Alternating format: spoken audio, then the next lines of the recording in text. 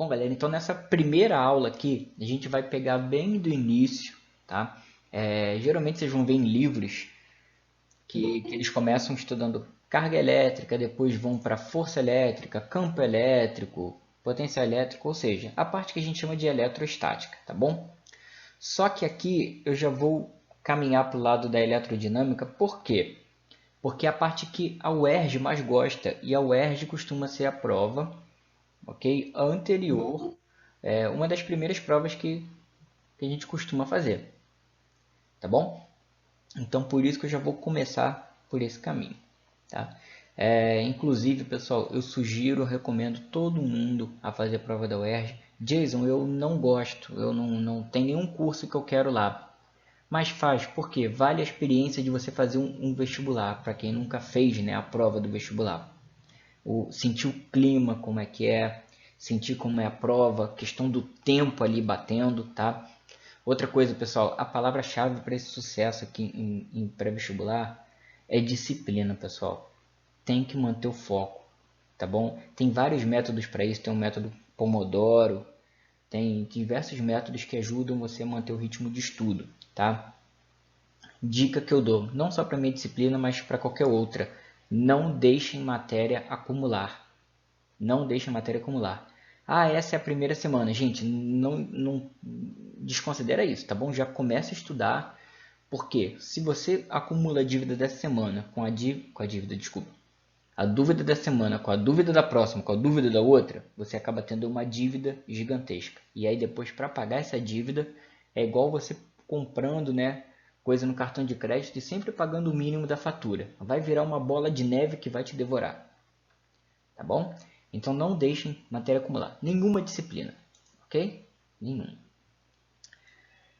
Então, pessoal, vou começar aqui. Depois eu abro assim perguntas, tá bom? Comentários. Ah, inclusive, durante a aula, pessoal, por favor, se vocês ficaram com dúvida, não deixe eu avançar muito não, tá? Na hora, já pode ativar o microfone aí. Fala, Jason, fiquei com dúvida naquela parte ali. Tá bom? É pra gente seguir junto aqui. Tá bom? A gente vai caminhar juntos. Ok? Não tenham vergonha de nada. Vergonha é você levar uma dívida por achar que outros... Levar uma dúvida, ó. Por conta de outro... Você pensar que outros iam achar você... Ah, nossa, que dúvida burra. Não, isso não existe. Burro é quem não tira dúvida.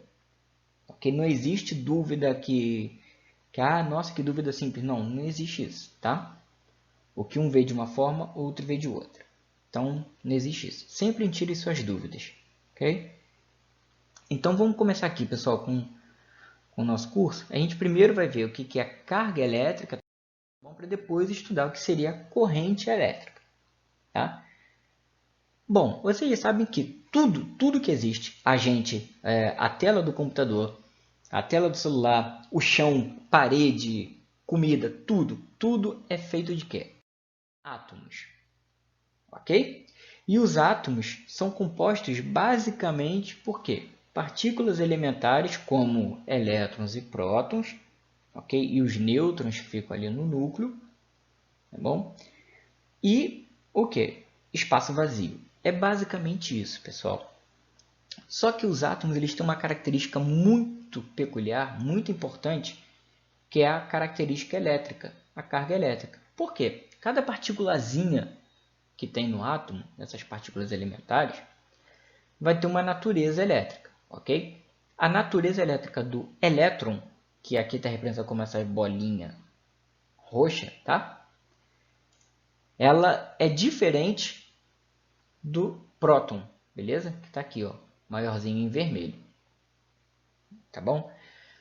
Por que é diferente? Um responde de uma maneira e o outro responde de maneira oposta, tá? Um é atraído por certa condição, o outro vai ser repelido.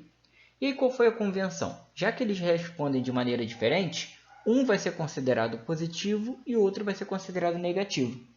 E aí, por isso que o elétron é chamado, né, da partícula negativa. Ok? Ele tem uma carga negativa. Enquanto o próton, que fica lá no núcleo, tem carga positiva. E o nêutron, como o nome já diz, ele não tem carga nenhuma. Ok? Então, isso aqui acaba sendo uma revisão, assim, a gente acaba indo um pouquinho para a química para poder a gente entender o que acontece. Tá? Bom, e aí, pessoal, a gente está vendo aqui, ó, uma representação bem só esquemática, tá? Não é assim que é o átomo de verdade. Depois a gente, em outra oportunidade, eu posso até mostrar para vocês como que hoje em dia a gente consegue observar um átomo, tá? No microscópio. E aí estão vendo o tamanhozinho dessas bolinhas aqui, ó, os nêutrons, prótons e elétrons? Todo esse intervalo aqui, ó, entre o núcleo, que é essa região central, e a eletrosfera, que está representada por esses aros aqui, tudo isso aqui no meio é vazio, pessoal. Nada, é vácuo. Tá? Só para vocês terem noção, o tamanho do raio do átomo aqui, ó, que é do meio até a borda, é em torno de 10 a menos 10 metros. Isso é chamado de 1 angstrom, tá? É o nome dessa medida. E aí o que acontece? Para vocês terem noção, imagina o seguinte. Pega um fio de cabelo. Beleza? A parte mais fina, assim, né? O diâmetro do fio de cabelo. Divide aquilo ali em 1 bilhão de partes. 1 bilhão. Beleza? Aí depois divide mais por 10 partes. Ou seja, é a espessura do fio de cabelo dividido por 1 bilhão de partes. Esse é o tamanho de um átomo, do raio do átomo. Só que o núcleo, que é esse pedacinho central aqui, ó, é de 10 a menos 15 do metro. Tá? E o que significa isso? Depois vocês vão ver, né, em outros segmentos da física, ou então na matemática também, ordem de grandeza, tá? E algoritmos significativos, enfim. E aí vocês vão ver o seguinte. Tá vendo aqui, ó, 10 a menos 10. E esse pedacinho aqui no meio vale 10 a menos 15. Então significa que tem 10 a quinta metros de comparação, né, de um para o outro. O que isso significa? Significa que o tanto que tem de vazio aqui é 100 mil vezes o tamanho aqui do centro. 100 mil vezes maior. Tá? Então, isso é bom para aquela pessoa que se acha alguma coisa na vida, sabe? Pessoa que é soberba. Está completamente errado. Por quê? A gente é feito de átomo. E o átomo é basicamente feito de quê? De vazio. Então, aquela pessoa que é egocêntrica pra caramba, ela na verdade é o quê? Um monte de nada. É um monte de vazio. Ok? Então, é bom para poder a gente saber que a pessoa não pode ser escrota, não pode deixar de ser humilde, né? Bom, e aí temos características aqui, pessoal. Ó, esse elétron, e o elétron vai ser muito importante para a gente, tá? Vocês têm que ficar com ele na mente. Ele tem uma massa bem pequenininha, aproximadamente 9,11 vezes 10 a menos 31 quilos. Tá? Enquanto a gente tem aí 60, 70, 80, 100 quilos, ele tem 9,11 vezes 10 a menos 31. Não tem massa nenhuma quase. Tá bom? O próton é milhares de vezes mais pesado. Só que ainda assim tem um peso bem ridículo. Ó. Uma massa de 1,67 vezes 10 a menos 27 quilos. O nêutron tem uma massa bem parecida. Tá bom? Jason, então o que dá a diferença, né, em termos de carga que você falou, do elétron para o próton? É porque o próton é considerado a carga elementar positiva e o elétron é chamado de carga elementar negativa. Essa carga elementar, que está aqui, ó, tem este valor fundamental, 1,6 vezes 10 a menos 19 coulombs. Tá bom? Então, o elétron, por exemplo, tem uma carga de menos 1,6 vezes 10 a menos 19. E o próton, mais 1,6 vezes 10 a menos 19. Ok? Bom, só que aí é o seguinte. A gente não é feito de um único átomo. A gente é feito de um monte de átomos. É muito, muito mesmo. Muito, muito. Tá? Eu não sei nem estimar a quantidade que a gente tem. Então, a gente não tem um único átomo. E cada átomo não vai ter um elétron só. Então, cada átomo tem várias cargas elétricas, né? Seja positiva, como o próton, ou elétrons, né? Que são as cargas negativas. Eles vão ter um monte dentro da gente. Então, qual é a carga elétrica total que um corpo pode ter? A carga elétrica total vai ser dada por essa equaçãozinha aqui. Ó. A carga é o número de portadores de carga, né, que a gente chama a quantidade que eu tenho de cargas elementares. ok? Então, por exemplo, se eu tiver 1 milhão de elétrons, qual é a carga desse corpo? Vai ser 1 milhão, que é 10 elevado à sexta, vezes a carga elementar, que é este 1,6 vezes 10 a menos 19. Tá bom?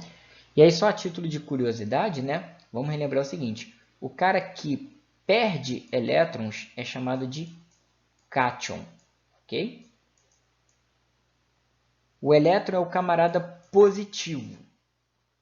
Aliás, desculpa, o elétron é o cara negativo, né? Então, se você perde algo que é positivo, ou seja, algo que é ruim, você fica o quê? Você fica melhor, né? Você fica bem. Então, o cara que é um cátion, ou seja, ele perdeu elétrons,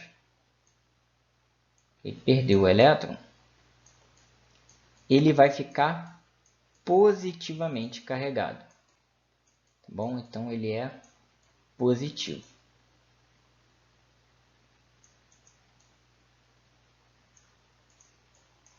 Agora, o cara... Deixa eu apagar aqui.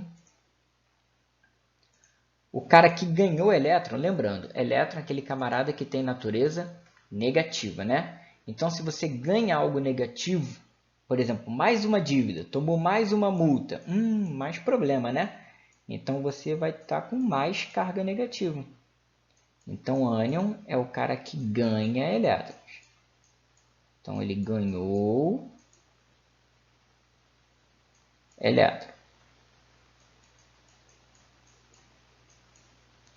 Então, se ele ganhou o elétron, ele vai ficar cada vez mais negativo. Beleza? Não vou entrar mais muito no mérito disso, porque isso aqui vocês vão ver na química, tá? E aí vai ser importante para a gente também entender o seguinte, né? Tem aquela famosa frase, né, que vocês já devem ter ouvido falar, que os opostos se atraem e os iguais se repelem, né? Se expulsam. Por que isso? Isso vem daqui, ó.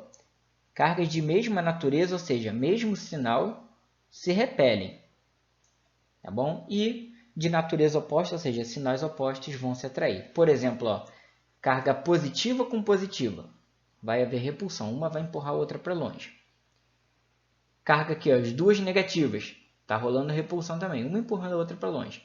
Mas aí quando tem uma positiva e outra negativa, vai rolar uma atração. Por que isso acontece, Jason? A gente vai ver isso mais para frente um pouquinho. Tá? Quando a gente estiver estudando campo elétrico e força elétrica. Ok? Pessoal, até agora, ficou alguma dúvida? Não? Beleza. Então vamos lá, pessoal. Seguindo aqui, ó. Então, isso aqui é muito importante, essa equaçãozinha aqui, ó. Que a quantidade de carga é a carga elétrica de um corpo, enfim, é o número de portadores de carga, a quantidade de cargas, vezes a carga elementar. E a carga elementar é 1,6 vezes 10 a menos 19. Tem questões que não vão dar nem isso aqui. Então, isso vocês têm que realmente saber, tá? Jason, como que eu vou gravar isso? Praticando com exercício, sei lá, é uma ótima tatuagem para se fazer como primeira tatuagem. Escreve isso, pronto, o cara não vai nem poder tirar de você na hora da prova. Né? Ah, é cola. Não, não é cola, é tatuagem. Eu gosto muito, tal. Beleza? Bom, e aí, seguinte. Como que a gente consegue ligar equipamentos elétricos? A gente precisa colocar eles na tomada, ou precisa de uma bateria, né? Mas por que isso? Calma que a gente vai ver na próxima aula ou então daqui a 2 aulas, tá bom? Mas por enquanto vamos entender o seguinte. O que rola ali? Eu tenho, né, movimentação de cargas elétricas. É isso, tá bom? Então, isso gera a corrente elétrica, ok? A corrente elétrica nada mais é do que o fluxo ordenado de cargas elétricas. Ok? Mais ou menos ordenado. Elas têm um movimento meio caótico assim, mas preferencialmente elas vão de um lado para outro. É isso, tá? Então, significa o quê? É a quantidade de cargas que passaram por uma certa região, por uma certa seção, ou seja, uma certa área, por unidade de tempo, ok? Geralmente por segundos, tá? E aí a unidade da corrente elétrica é ampere, ok? Ampere, que representa pela letrinha A. Ah, desculpa, eu esqueci de falar, né? que a unidade de carga elétrica é a mesma da carga elementar, que é o Coulomb, tá bom? Que é a unidade de carga elétrica, ok? Bom, pessoal, então aqui temos uma ilustraçãozinha, um GIF, mostrando cada bolinha dessa aqui representa uma carga elétrica que está se movendo dentro de um fio, tá? Então, ó, tá vindo aqui, beleza? Tá passando por aqui, tá? Bom, na natureza, né, no sentido real, se você for pegar e comparar este desenho de pilha com uma pilha real ou uma bateria como esta daqui, você vai ver que vai ter o polo positivo no pininho e um polo negativo na bundinha aqui da pilha ou da bateria, tá bom? Diz, o que representa isso? Calma que a gente vai ver mais pra frente. Basta por enquanto a gente saber o seguinte. No mundo real, a gente tem movimento de cargas negativas saindo do polo negativo e indo para o polo positivo, ok? Então esse é o sentido real do negócio, ok? Sentido real é esse aqui, ó. Saindo do polo negativo, elétrons, né, ou cargas negativas, saindo negativo para o positivo. Qual é o sentido convencional, que é o que se adota para fazer os cálculos, enfim? A gente considera que carga positiva vai fazer o caminho oposto, vai sair do polo positivo para o negativo. Jason, mas por que isso? É só para facilitar a conta, para não ficar um monte de sinal de menos, já considera logo que esse é o caminho, que é isso que acontece e pronto. É só para facilitar o nosso cálculo, tá? Então percebam que eu sempre tenho que ter uma alimentaçãozinha aqui, ó, para forçar o movimento de cargas, ó. Tá vendo? Saindo da positiva e indo até o negativo. Ok? Bom, então essa quantidade de cargas, né, que passou por unidade de tempo, e geralmente esse tempo é segundo, tá? É o que a gente chama de intensidade de corrente elétrica, representada pela letra I minúscula, tá? Em alguns livros vocês podem até achar como... Oi, fala aí, Aline. Não, não tem incômodo nenhum, fala aí.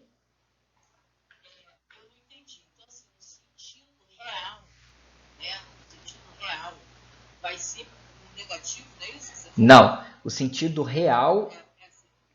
Ó, olha aí. Não, tá aqui, ó, vou apontar aqui de novo. Então, ó, o sentido real é do negativo para o positivo. É isso que acontece na real. Então, por isso que você tem que ter cuidado com o negativo de uma bateria de carro, essas paradas. Porque se tomar um choque daquele é uma porrada boa. Tá?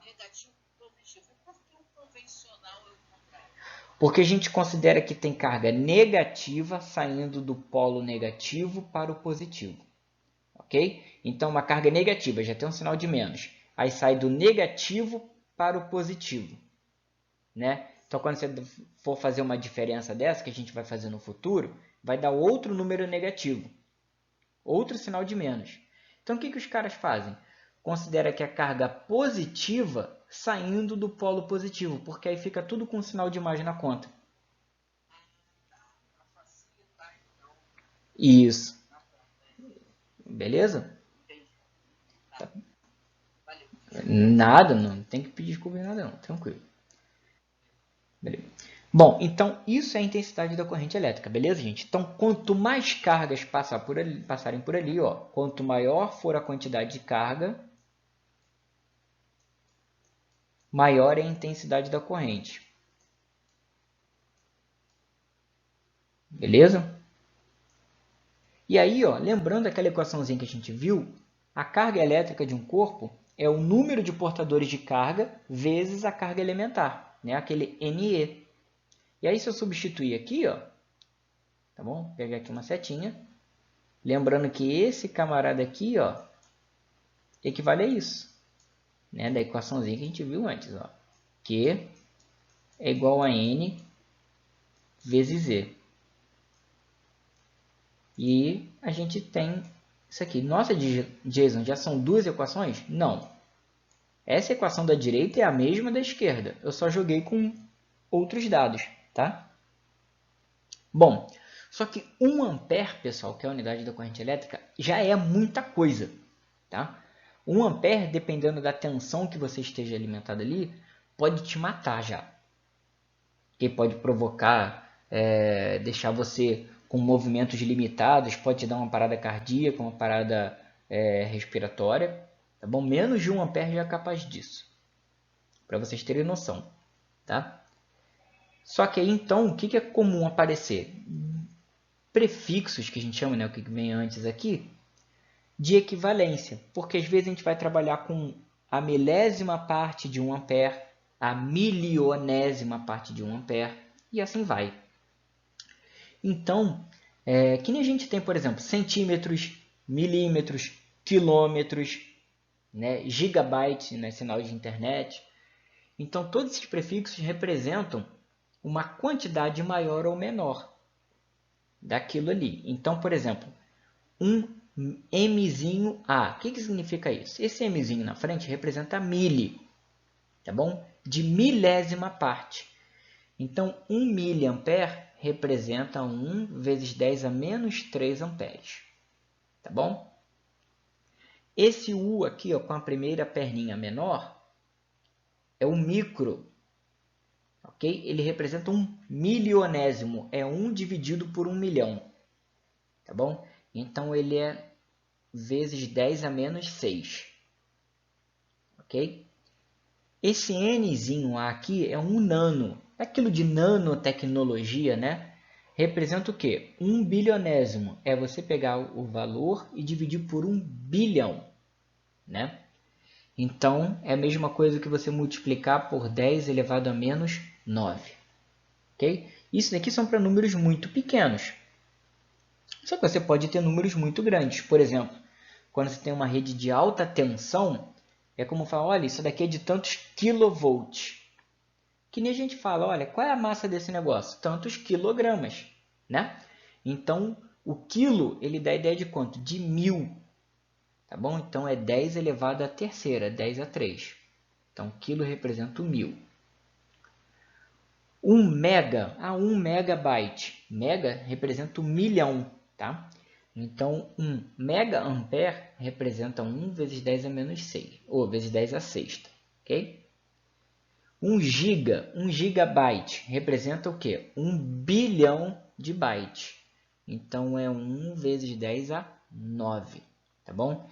Então, vai daqui para frente, para o resto do nosso curso aqui, na nossa disciplina, a gente vai se deparar com isso aqui, tá? E na matemática vocês vão ver isso, em outras áreas da física, da biologia, da química, mais da química, né, e da física.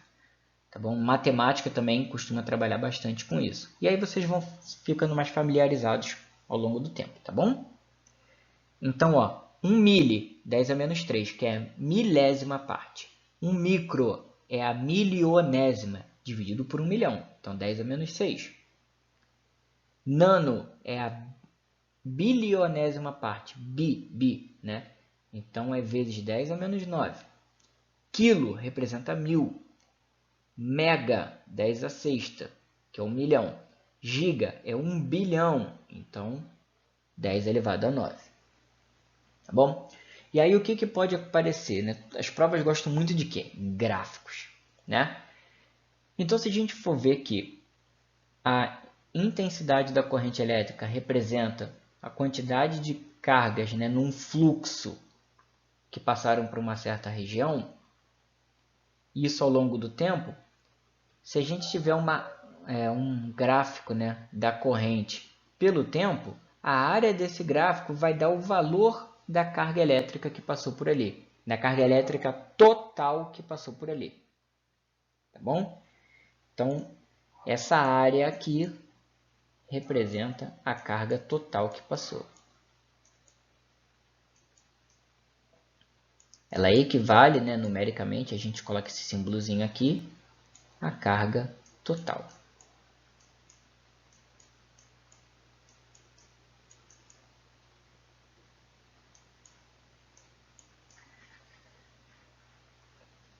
Galerinha, ficou alguma dúvida nos conceitos aqui de carga, de corrente elétrica, sentido convencional, sentido real? Isso a gente vai aplicar mais depois, mais para frente um pouquinho. Importantíssimo isso daqui do gráfico, tá? Que a área do gráfico corrente pelo tempo vai dar a quantidade de carga. Ficou alguma dúvida quanto a isso aqui?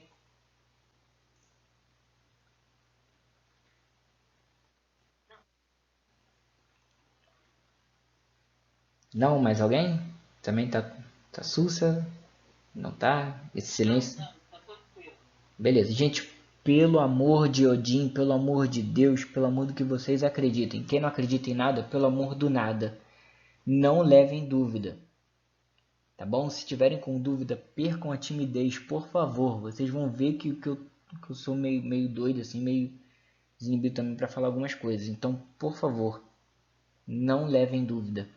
Tá bom? Qualquer coisinha que vocês não entenderam, falem, tá?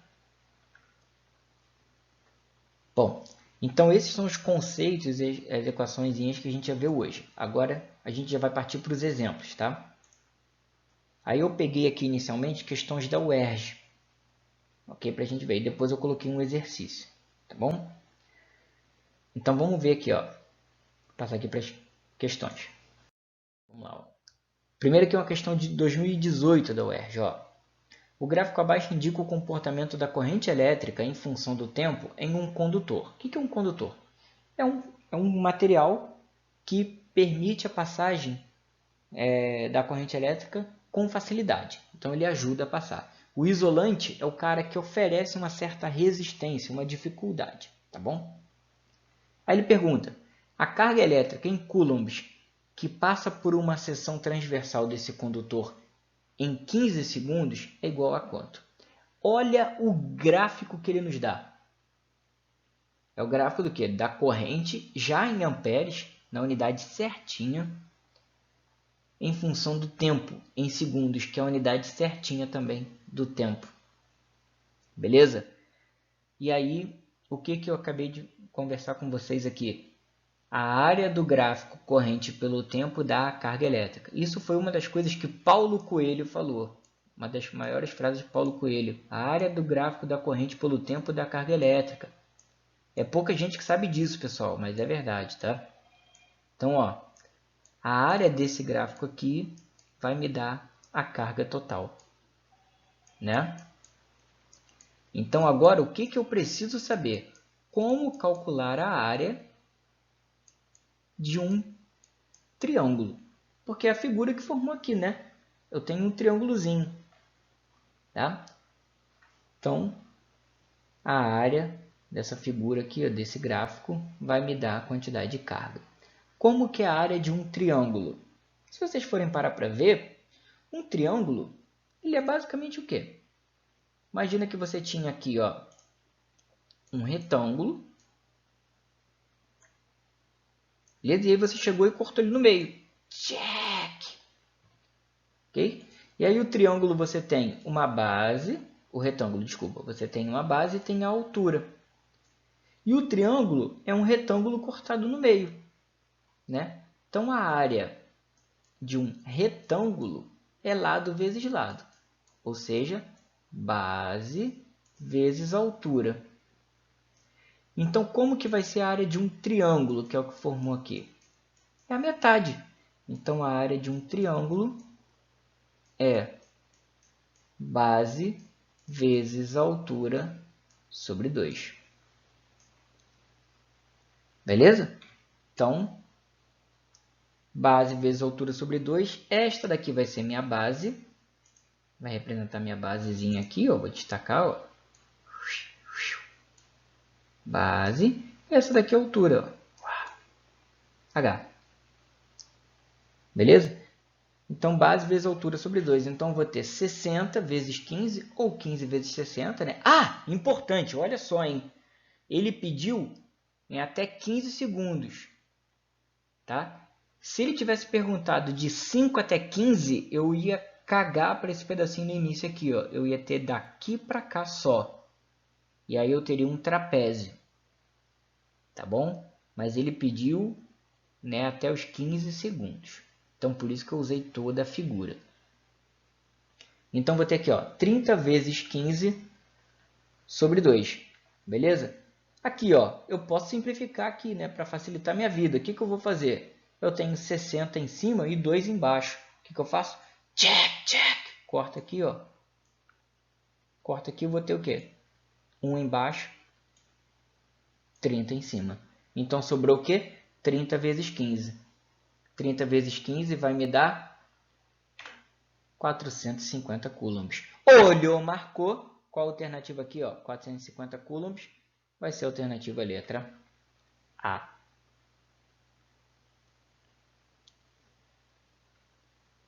Pessoal, alguma dúvida aqui nessa questão? Alguma coisa que não compreenderam?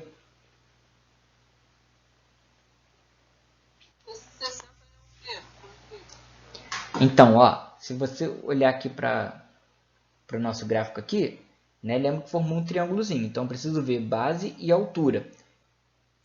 Essa altura é exatamente esse valor do topo aqui, ó. Aí eu vejo aqui nesse gráfico, tá vendo? Ó? Aqui o 60.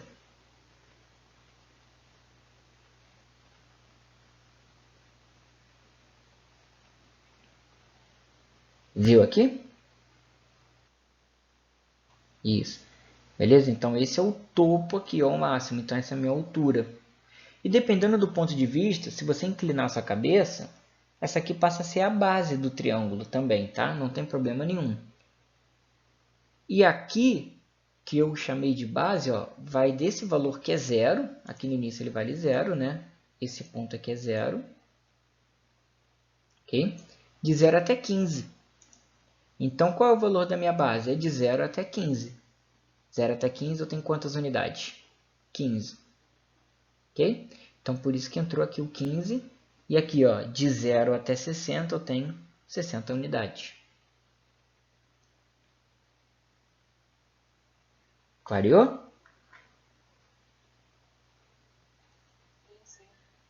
Ah, beleza. Então, pessoal, então essa aqui foi uma questãozinha típica aí da UERJ.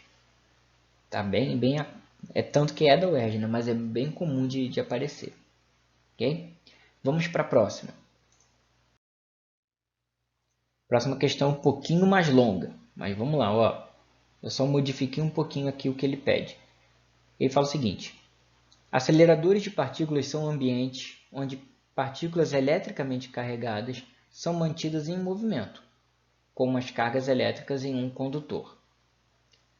No Laboratório Europeu de Física de Partículas, o CERN, né, está localizado o mais potente acelerador em operação no mundo. É o famoso LHC. Tá? Onde eles estavam tentando achar uma partícula que a teoria previa para a formação da matéria, que é o famoso bóson de Higgs, okay? Que é chamado de partícula de Deus. Tá bom? Então, depois se vocês quiserem dar uma olhada, o que ele está falando aqui, esse equipamento, é o LHC. Okay? Seguindo aqui, ó, está localizado uma potente acelerador em operação do mundo.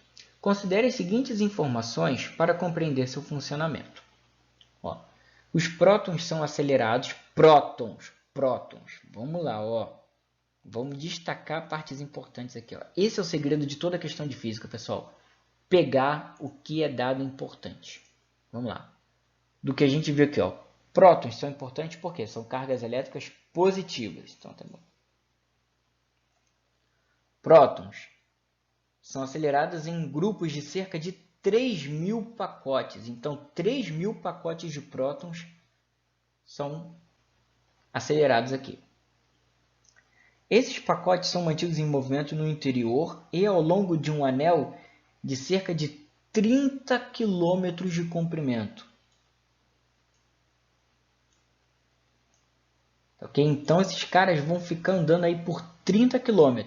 Quem são esses caras? Os prótons que estão em grupos de 3.000 pacotes. Ok? Aí agora ele fala aqui também, ó. Cada pacote contém aproximadamente 10 elevado a 11 prótons. Então, olha só isso aqui, ó. Vou destacar de outra cor. Cada pacote, e quantos pacotes eu tenho? 3.000. Contém aproximadamente 10 a 11 prótons. Ok? Que estão se movendo em velocidades próximas à da luz no vácuo. Aí ele fala o seguinte: a carga de cada próton é igual a 1,6 vezes 10 a menos 19. A gente já sabia, carga elementar. E a velocidade da luz no vácuo é de 3 vezes 10 a oitava metros por segundo, ou metros vezes segundo a menos 1. Aí vem a pergunta: nessas condições, o feixe do CERN equivale a uma corrente elétrica em amperes de quanto? Pessoal, a gente tem que lembrar primeiro do quê? Como que é a equação da corrente elétrica? A equação da corrente elétrica é aquela ali, ó.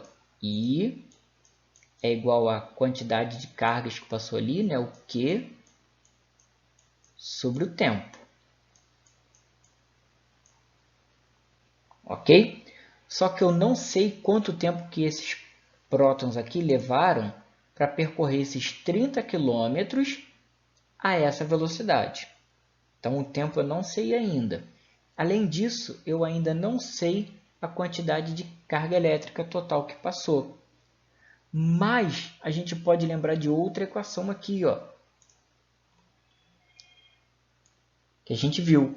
A carga elétrica é o número de cargas que passaram vezes a carga elementar. Ok? Bom, então eu vou começar por isso aqui, ó, porque é a informação que ele me deu. Né? Ele me deu a quantidade de prótons e me deu a quantidade, né, o valor da carga de cada próton que passou ali. Ok? Então, Q é igual a N vezes Z. Só que qual é o número de cargas que eu tenho aqui? Eu tenho 3.000 pacotes de próton, sendo que cada pacote tem 10 elevado a 11 prótons. Tá bom? Então, como se fosse o seguinte, vou pegar números menores para a gente ver. Imagina que eu tenho 3 caixas de bis. Tá bom? 3 caixas de bis. Cada caixa tem 10 bis. Ok? Qual é a quantidade total de bis que eu tenho? É a quantidade de uma caixa vezes a quantidade de caixas que eu tenho. Então, se eu tenho 10 bis em uma, mas eu tenho em uma caixa, sendo que eu tenho 3 caixas, vai ser 10 vezes 3. Ou 3 vezes 10, dá na mesma coisa, tá bom? Nesse caso aqui, quantos prótons eu tenho? Eu tenho 10 a 11 prótons em cada caixa, cada pacote. Só que eu tenho 3.000 pacotes. Então, na verdade, quem vai ser esse meu N, esse meu número aqui? Vai ser o número de pacotes, que é esses 3.000, vezes a quantidade de prótons em cada pacote, que é 10 elevado a 11. Ok? Então, esse é o valor do Nzinho. Tá? Meu N vale isso. Então, ó, coloquei eles aqui, ó, 3.000 vezes 10 a 11, vezes o valor da carga elemental, que eu vou destacar aqui. Está aqui em verde, ó. E aqui em roxo representa o número de cargas que eu tenho no total, tá bom? E aí, fazendo esse cálculozinho, ó, eu chego que a carga elétrica ali que passou, né, é um total de 4,8 vezes 10 a menos 5 coulombs. Então, para chegar na corrente, eu precisava da carga e precisava do tempo. Achei a carga. Falta agora eu descobrir o tempo. Tá bom? E aí, para isso, eu preciso de uma equação que vocês vão ver na Física 1. Tá? Não sei se vocês já viram, acho que não. Mas vocês vão ver que é a equação da velocidade média. Tá bom? Porque ele falou que é a velocidade constante aqui. E aí, para isso, ó, eu vou fazer o seguinte. V é igual a ΔS, ou seja, a velocidade é a distância que eu percorri dividido pelo tempo. A distância que eles vão andar é de 30 km. E qual é a velocidade? 3 vezes 10 elevado a oitava. Então, a equação é ΔS sobre ΔT. Esse é o valor da velocidade. Só que eu não quero velocidade. Para descobrir o que o problema está pedindo, eu preciso do tempo. Então, eu vou deixar o tempo sozinho aqui, ó. Isolando aqui, ó, eu passo o tempo para cá e ele vem multiplicando a velocidade. Como eu quero deixar o tempo sozinho, jogo a velocidade aqui para baixo, tá? Então, tenho ΔS sobre V, tá bom? Esse ΔS seria a minha distância, o deslocamento que esses camaradas vão andar. Que são quantos? Esses 30 quilômetros. E a velocidade é esse 3 vezes 10 à oitava aqui, ó. Tá bom? Então, vou substituir, ó. 3 vezes 10 à terceira. Que eu vou botar aqui, ó, de azul. 30 quilômetros. Aqui, ó. 30 quilômetros. Ou seja, 30.000 metros, porque eu tenho que deixar tudo em metro. Aqui, velocidade. A velocidade próxima à da luz. Que está aqui, ó. 3 vezes 10 à oitava.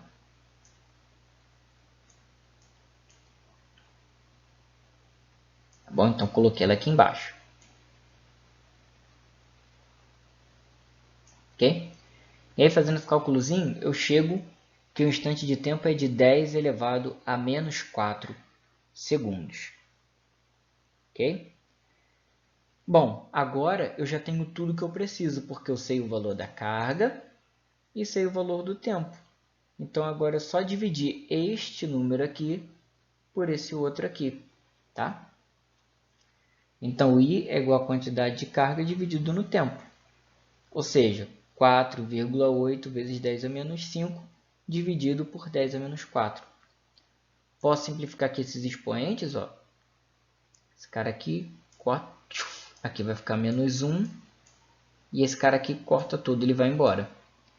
Então, o que ficou de corrente elétrica aqui é de 4,8 vezes 10 a menos 1 amperes. E aí, olhando aqui nas minhas opções, qual é a alternativa que eu vou marcar? Vai ser a letra D de demorou, vou passar. Ok? Sei que essa questão aqui era um pouquinho mais longa, né? Só que eu fiz questão de passar por todos os raciocínios para vocês. Eu vi o que o problema pediu. Primeiro eu vejo o que ele pediu. Segundo, o que eu preciso ter para dar o que ele quer? Eu preciso de carga e tempo. Tenho tempo? Ainda não. Tenho a carga? Também não, ele não deixou claro. Então, o que eu fiz? Calculei a carga. Como? Sabendo a quantidade, o número de portadores de carga e o valor da carga elementar. Ok? Descobri a carga. Beleza, falta só o tempo. Aí ele fala que deslocou com velocidade próximas à da luz. Tá bom? E aí você considera essa velocidade constante e pega a equação da velocidade média. Vocês vão ver isso em Física 1. E aí, então, peguei aqui, ó, V igual a ΔS sobre ΔT. Então, ΔT, isolando aqui, ó, vai ser a distância, que é de 30 km, dividido pela velocidade. Aí eu descobri o tempo. Ah, agora sim, ó, eu quero chegar na corrente e sei essas duas coisas que me faltavam. Joguei aqui na equação e cheguei na resposta. Pessoal, alguma dúvida aqui? Querem que eu repita alguma etapa? Deu para entender?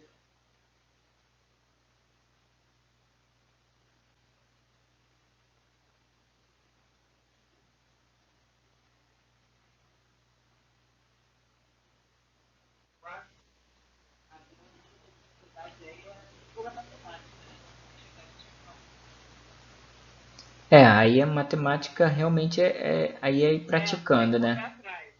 É, aí.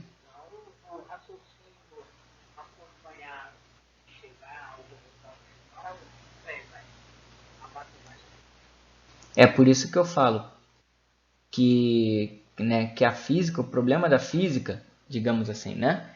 É o português e a matemática. Por quê? A física toda é bonita. Se vocês gostam de usar a internet é porque a física é bonita. Vocês gostam de ouvir música, tudo isso é física, né? Mas qual o problema? É quando chega a parte do cálculo. Aí então o problema é matemática, né? E o que? Ah, eu tenho dificuldade de interpretar o que o problema está pedindo. Então, aí a dificuldade está em quê? Na interpretação de texto que vem o português. Então, por isso que a física precisa tanto do português quanto da matemática. Para poder a gente seguir. Mas, gente, não é nada impossível. Fazendo exercícios, praticando bastante, podem tirar dúvida, mandar mensagem, não tem problema nenhum. Tá? Eu vou fazer questão de... Tá ok? Pessoal, então vou deixar essa aqui que é o exercício para vocês fazerem, tá bom? E aí na aula que vem a gente dá uma olhadinha nela, beleza? E aí a gente encerra por aqui hoje, tá bom?